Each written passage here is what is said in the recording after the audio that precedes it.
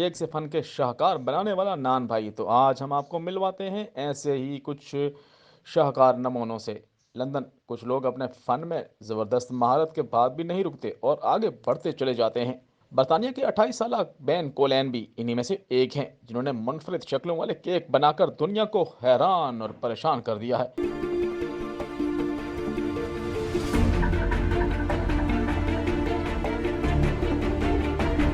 Fun के ये नमूने पेश करने के लिए उन्होंने दी दी बेक किंग के नाम से एक पेज भी बनाया हुआ है, जिन्हें पसंद करने वालों की तादाद लाखों में है। इनके ये शाहकार कितने अजीब और गरीब हैं, आप इस वीडियो में खुद ही देख लें और बताइएगा कि हमें ये वीडियो आपको कैसी लगी।